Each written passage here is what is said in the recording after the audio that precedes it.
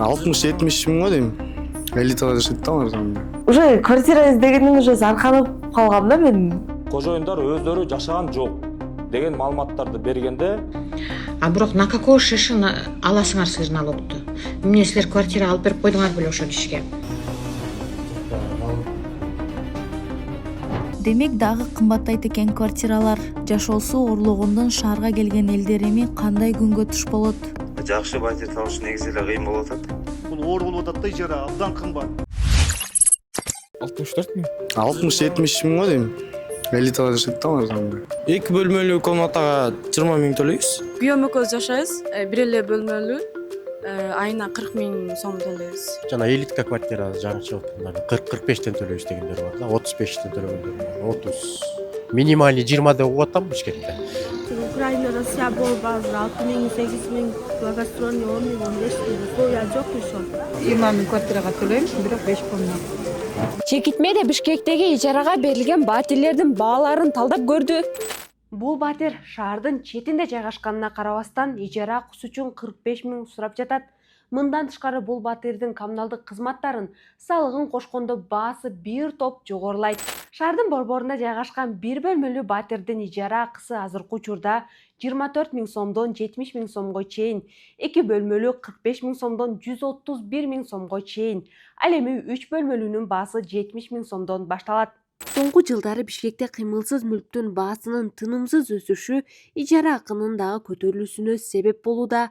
Эксперттер Орусиядагы мобилизация жаралангандан кийин баалар кескин кымбаттап, кийин түшпөй калганын айтышууда. Бир нече батирлердин өсүшүнө ошол тышкы миграция деле мындай айтканда себеп болгон. Бирок алдан тышкары деле негизи жылдан жылга өзүнүн салыштырмалуу ошо кыймылсыз мүлктөр минимум бир 10%тен өйдө өсөт да жыл сайын. Талаптар Асанбай районунда көп болот, магистраль Чыңгыз Айтматов районунда көп болот. Анткени жаңы түшкөн үйлөр да ошол жакта жакшы имараттар көбүнчө салынганы ушул түштүк тарапта болуп атат да. Ички ремонтуна байланыштуу, жайгашкан жерине байланыштуу ар кандай баалар болуп атат. Өзү салынган үй, кандай үй, ошого да байланыштуу баалар өзгөрүлө берет да. Студенттер эми көбүнчө алганда жана бир адам болуп албайт да, аякта бир 3 адам болуп алышат да. Ошондо өз ара бөлүшөт. Ошондо бул сегментте деле ошо 40-45-ин тегерегинде жакшы батир табыш негизи эле кыйын болуп атат. Студенттер ушул примерно ушул сегментте бир 2-3 болуп чогуу алышат да көбүнчө. Бир эле адам эмесчи. Ошондо киши башына бир 15-18 миңден тийип калат да студенттерге. Мен өзүм студентмин. Биз 2 жыл мурун дагы бир студентим бар. Экөөбүз шаардын ичинен бир комната квартираны 30 миң сомго снимать этип жашаганбыз. Анан кийин убакыт өтүп биз башка квартира издеш керек болгон. Ал 2 жылдын ичинде көп нерсе өзгөрүп кетип, квартира издеп баштаганда баалар бир кыйла өсүп кеткен да. Анан азыркы жашап жаткан квартирабыз шаардан алыс. Мындай аябай алыс эмес, бирок негизи бир топ эле алыс болот. Анан биз бул жака 25 миң төлөйбүз. 25 миң акчасы арзан. Квартиранын шарты жакшы болгону менен баары бир өзүнүн кыйынчылыктары бар да. Мисалы биз эгерде шаардан борбор жака барышыбыз керек болсо, центр жака барыш керек болсо, бизде транспорт менен проблемалар жаралат. Жол тыгындары дайыма болуп турат. Себеби шаарга кирип баратканда эртең менен кечкисин тыгынга туура келебиз да, шаарга кирип чыгып аткан учурлардачы. Анан кээде транспорт жок. Бул жактан бизден автобустардан бир автобус каттайт биз жашаган жерден. Анан дагы автобустар бар, бирок аралык узунураак да. Негизи биз мурда жашаган район кыйла эле кымбат эле район болчу. Ошол учурда 30 миң эң арзан акча болчу. Азыркы учурда ал райондо бир комнаталуу квартиралар 45 миңге чейин барды да. Бизде бул жашап аткан квартираны да негизи жакында да издегенге туура келет. Бул жашап аткан квартираны дагы сатка коем деп атат да. Бул жактын эмесичи, кожоюнучу. Анан дагы уже квартира издегенден уже зарканып калгам да мен мындай поселение менен кыздар менен да жашап көргөм. Ушинтип үй бүлө менен дагы мен азыр бул квартирада 2 иним менен турам. Квартира өзү 2 бөлмөлүү. Шарттары жакшы. Бирок эми кайра ошол квартира издеш керек. Ал жакта сенин шарттарына гана эмес, баасына дагы, жайгашкан жерине дагы бүт нерсеге көңүл бурушуң керек болгон үчүн аябай кыйын да. Студенттерге өзгөчө. Тем более себеби мисалы биз иштей албайбыз студент болгон үчүн. Анан ата-энебиз төлөгөнгө туура келет да. Мисалы биздин квартираны ата-энебиз төлөйт. Ушуга чейин ата-энебиз төлөп келди. Анан негизи студенттер үчүн аябай эле кыйын. 2025-жылы салык кызматы көп кабаттуу турак үйлөрдө иш жүргүзгөн башкаруучу жана тейлөөчү компаниялар иш жүзүндө ижарага берилип жаткан жайлар жөнүндө маалыматты салык органдарына берүүгө милдеттендирген мыйзам долбоорун сунуштаган. Компаниялар ушул көп батирлүү үйлөрдү салык кызматына ай сайын маалыматты берип туруш керек деген сунуш болуп жатат. Маалыматты кандай берет? Маалымат ушул үйдө күмөн болуп жатат, ушул кээ бир ушул батирлер ижарага берилип жатат деген маалыматты беришет.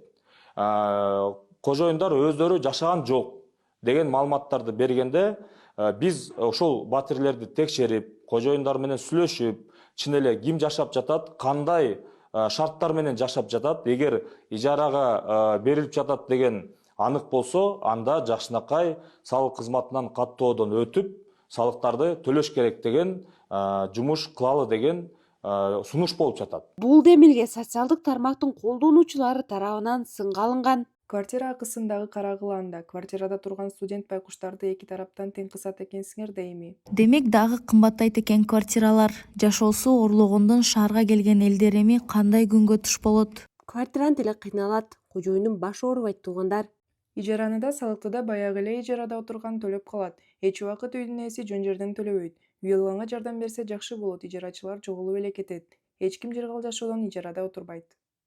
Эң негизгиси мен айтарым мына ижара маселеси боюнча Данияр Жолдошевич. Мына жаш үй бүлөлөргө, анан эми мына бул кирешеси төмөн жарандар үчүн бул оор болуп атат да, ижара абдан кымбат. Биздин Кыргызстанда коңшулаш мамлекеттерге караганда ижара абдан кымбат. Ушуну кантип жолго салса болот?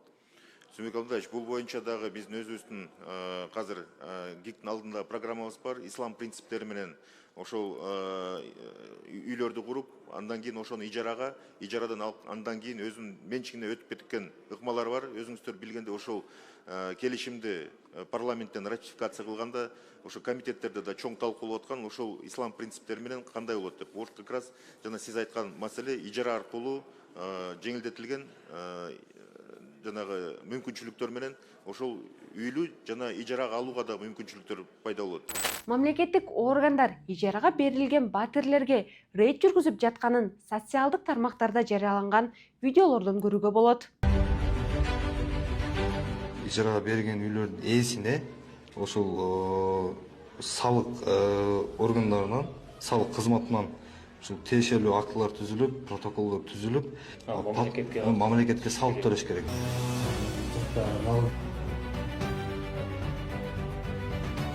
Бул демилгени сынга алган жарандар дагы жок эмес. Бишкекте квартираны киргизгендерден налог алыш керек деп, налоговый алып атат да. А бирок на какой шишин аласыңар силер налогду? Эмне силер квартира алып берип койдуңар беле ошо кишиге? Же жер тамалып атканда жерин алышып койдуңарбы? Мамлекет тарабынан жардам берип койдуңарбы? Кайсы чиновниктер жардам бердиңер?